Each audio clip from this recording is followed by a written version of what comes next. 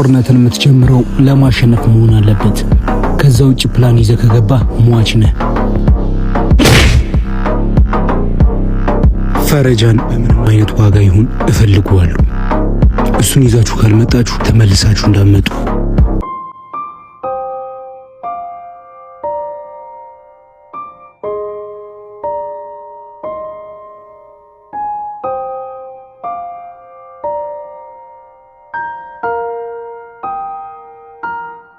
በርትተናል፣ ጎብዘናል።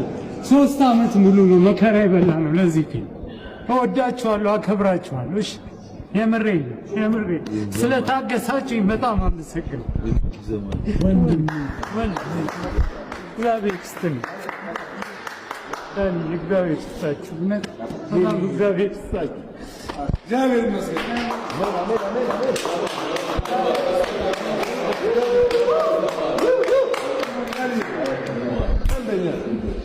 አንደኛ ገብርኤል አንደኛ የኮሎር ጀግና ናይቃ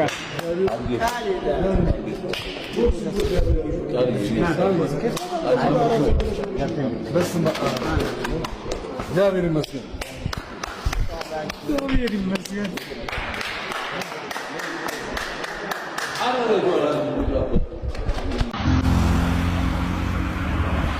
ለፈረጃ ፊልም በጣም አመሰግናለሁ።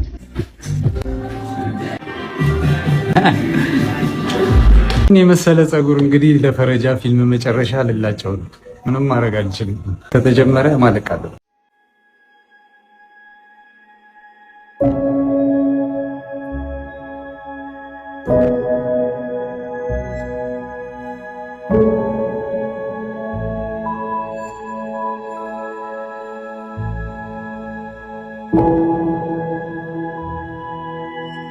እስኪ አንዴ ሄኖክን ሰምተነው እንመለስ። 3 ዓመት ሙሉ ነው መከራ የበላነው ለዚህ ፊልም። እወዳችኋለሁ፣ አከብራችኋለሁ። እሺ የምሬን ስለታገሳችሁኝ በጣም አመሰግናለሁ። የፈረጃ ፊልም እንግዲህ በመጨረሻም ፍጻሜው ላይ ደርሷል። የፕሮጀክት በገንዘብ ማሰባሰብ ሂደቱ ካለፈባቸው ውጣ ውረድ ጀምሮ ለገጸ ባህሪው ኪሎ ለመቀነስ ከአሜሪካ እስከ አዲስ አበባ ላደረግከው አድካሚ ልምምድ ያለህን ጽናት አስገርሞናል። እውነት ለመናገር የልፋትህ ፍሬ ለማየት ሁላችንም በጉጉት እንጠብቃለን። ለምትወደው የፊልም ሙያ ለከፈልከው ዘመን ተሻጋሪ መስዋዕትነት እንግዲህ ከልብ ክብር ይገባሃል። ፈረጃ ፊልም እሺ ረጅም ዓመታትን የፈጀው ፈረጃ ፊልም 3 ዓመታት አካባቢ የፈጀው 3 ዓመት ፈጀ። በጣም ይገርም ነው። ምን ደረሰ ልንለው ነው። እስቲ አንድ ቪዲዮ ማጋርቶ ነበር ሄኖክና ብዙዎች ጋር እየተቀባበሉት ነው ያሉት። ሄኖክ እንዴት ዋልክ? እግዚአብሔር ይመስገን አሁን ደህና ነኝ። ጎሽ እንኳን ደስ አለህ ነው የምንለው መቼም። በጣም ቴንኪው። ፈረጃ ፊልም እንግዲህ ረጅም ዓመታትን ነው የፈጀውና አሁን ምን ደረሰ? መጀመሪያ ይሄ የእንኳን ደስ አላችሁ መልእክትን አጋርተህን ነበር፣ አልቆ ነው ወይ? አክቹዋሊ ፊልም እኮ በጣም ይቆያል ያው ስለማይነገር ምናምን እንጂ እንደውም ፈረጃ ቶሎ ከተሰሩት ፊልሞች መሀል አንዱ ነው። ምክንያቱም ህዝብ ያገዘኝ ፊልም ነው።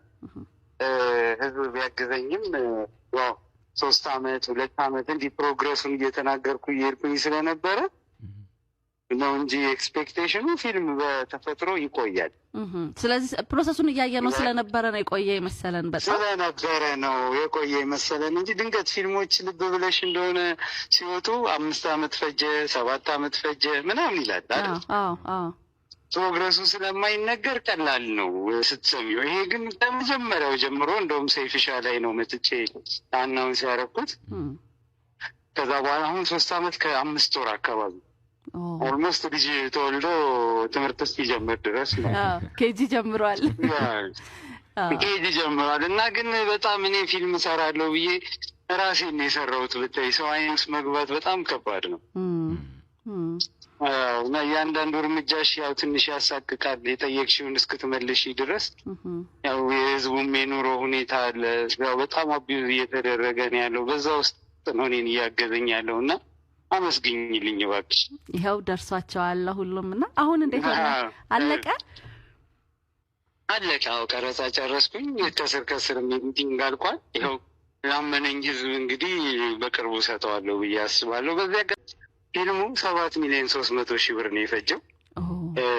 በደንብ በኦዲት ተሰርቶ ምን ብሎ 3,400,000 ብሩ ህዝብ አገዘኝ። የጠየቁት ህዝብ የማላውቀው ህዝብ። ሌላውን እኔ መኪና ሸጬ የማነ ገብረስላሴ ካፒታል ሆቴል እና የሆሴ ሪል ስቴት ባለቤት ብሩክ አትላንታ የሚባሉ ልጆች ቀሪውን ሞላ ነው እኛ ሶስታችን እና ህዝቡ ያገዘኝ 3.4 ነው። በጣም ደስ ነው። ግን እሱም ስላለበቃ እኔም ያው ትንሽ ንብረቶቼ ላይ ገባው ምናምን ኃላፊነት ከባድ አይደል? አንዴ ከጀመርከው ደግሞ የእናንተ አሁን ወስላችሁ ነው እየታመነ ያለው እና ሆነስት ሆነሽ ስትመጪ ልክ አይደለም እና ይሄ በቃ ለመደው ይሁን ወይ አቢው ሆነ ህዝቡ በቃ ስታጭበረብሪው ምናምን ነው በቃ የሚስማማው እና ሆነስት ሆነሽ ልስራ ብለሽ ስትመጪ በጣም በቃ ከባድ እንትን ውስጥ ነው የሚከትሽ እና ያፋቅቅሻል። እያንዳንዱ ጉርሻሽ ምንሽም ህይወት ያለሽ አይመስለውም እና ከባድ ነው በጣም። እንዴ ትልቅ መስዋዕትነት ነው በነገራችን ላይ ሄኖክ፣ ለኢንዱስትሪ እንደ ባለውለታም ተደርገህ ነው በጣም ይታያል። አሁን እኔ መስዋዕት መሆን ነው የፈለግኩትኝ። ፊልሙ እኮ ምናልባት የጠነዛ ሊሆን ይችላል። አይሆንም ታው አይ ምሳሌ ነው የምልሽ። ግን ያለፍኩበት አድቬንቸር ለኔ በቃ ትክክለኛ ትምህርት ቤት ነው ብታይ እና አሁን ሌሎቹም አርቲስቶች ምናምን ብዙ አይዲያ ያላቸው፣ ብዙ ዳይሬክተሮች ብዙ አይዲያ ያላቸው፣ ብዙ አክተሮች ብዙ አይዲያ ያላቸው፣ ብዙ የፊልም ጸሐፊዎች ብዙ አይዲያ ያላቸው እንደዚህ እንደኔ አግዙኝ ብለው አይዲያ ይዘው ሲመጡ በእኔ ይብቃ ማሸማቀቁ። እኔ ተወጥቼዋለሁኝ፣ ፐርሰናል ነገሬ ውስጥም ገብቼ ተወጥቼዋለሁኝ። ግን እነዚህ ሰዎች በጣም ትልልቅ አይዲያ አላቸው። እንደው እኔ መንገድ ከፍቼ መጥተው እነሱ ሲጠይቁ ያግዟቸው ከልብ ነው የሚመጡት እና እንደው እኔ ላይ ሀፕን ያደረገው ነገር እቺ ትንሽ አቢዩዝ ማድረጓ ሌሎቹም ይመጣሉ አይዲያ ይዘው ወደፊት ምናምን አክሴፕት ቢያደርጓቸው ብዬ እጸልያለሁ። እንደውም ጥሩ መንገድም የጠረክ ነው ይመስለኝ ሄኖክ። አሁን ሰርተህ ጨርሰህ ማሳየትህ በራሱ ሌሎች ሲሄዱ በኮንፊደንስ እንዲሄዱም ያደርጋል። እንደምነግርሽ እኔን አያግዙኝ አርቲስቱ እኔን አያግዘኝ፣ ግን የግድ ማገዝ የለበትም። ገብቶሻል? አዲስ ነገር ስለሆነ እኔም በሱ ቦታ ብሆን ላላግዝ እችላለሁ፣ ጥዬ ሊይዝ እችላለሁ።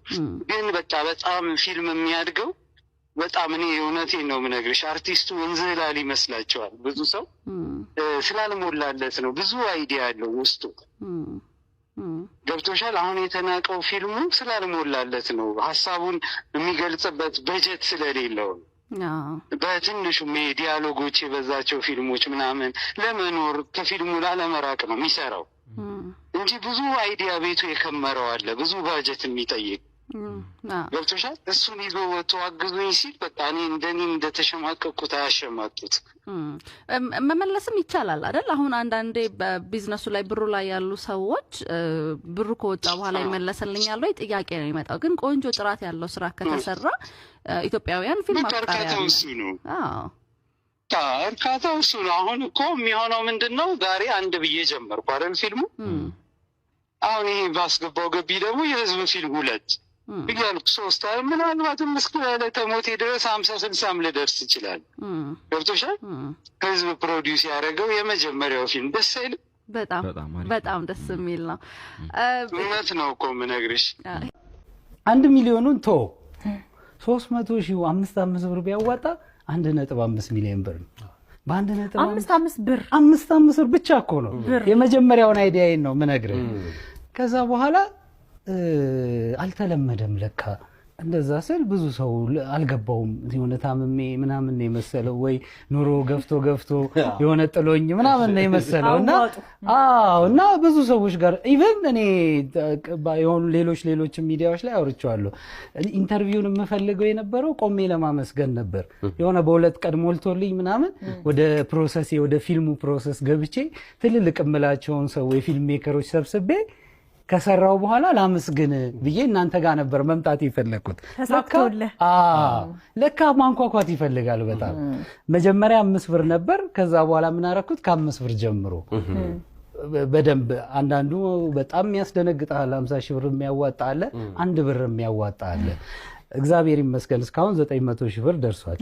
በጣም አመሰግናለሁ። የምር ነው። ፈረጃ የሚባል ፊልም ለመስራት እያጭበረበረ ነው ሄኖክ የሚል አስተያየት ገጥሞሃል ማለት ነው። ብዙ ቦታዎች ላይ ምናምን አይ ሩቆቹማ እያገዙኝ ነው፣ ቅርቦች ልብህን የሚያውቁ ምናምን አብረሃቸው ይኖርክ አብረሃቸው ዋጋ ይከፈልክ ምናምን ሰዎች አይ ቲንክ ወይ ከመቀደምም ሐሳብ ይመስለኛል ከምንም ኔጌቲቭን ሳይድ ይመረጡ አሉ። ማለት መናገርም ስላለብኝ ነው። በዚህ አጋጣሚ ሁሉም ቅዱስ መንገድ ላይ የኔን ሐሳብ እየደገፈው ነው ማለት አይደለም። የማይስማማም ሰው ልክ ነው ልልህ ነው። መልሱ ምንድነው? ሰርቶ ማሰብ። ፈረጃ ሲወጣ ይሄው እንደዚህም ያላችሁኝ ያገዛችሁኝ ይሄው። በነገራችን ላይ 1700 ሰው ነው ያገዘኝ። በ1700 ነው 3 ሚሊዮን የደረሰው። 3 ሚሊዮን 23000 ብር የደረሰው በ1700 ሰው 1.6 ፎሎወር አለኝ። አንድ ብር ያዋጣ አየው። የልብ እንትነህ አሁን ጠያቂም ወቃሽም አሞጋሽም 1700 ሆኖ ማለት እኔን የመጠየቅ መብት ያለው አየው። ግን በቃ እንትኑ በጣም ከባድ መምጣት ነበረብኝ። ግን ምን አድርገህ ገብተህ ነው እግሬ ሳላዘው ካንተ ያደረሰኝ? የኔንስ ማን እንዳዘዘው ምን አውቄ እዚሁ ነው ያገኘሁት። የማያድሩበት ቤት ማምሸት ደስ አያሰኝም። አደራህን በማይዳሰስ ምኞት ውስጥ እንዳታቆየኝ። ምኞቱ መልካም ከሆነ ቢቆይስ ምን አለበት? 12 ሰዓት ላይ የላይኛው መውጫ መንገድ ላይ ይጠብቅሻል። አበባዬ እውነት እልሻለሁ ካልመጣሽ ግን ከዚህ በኋላ እዚህ ከተማ ላይ አታይኝ። አብዮቱን እቀላቀላለሁ።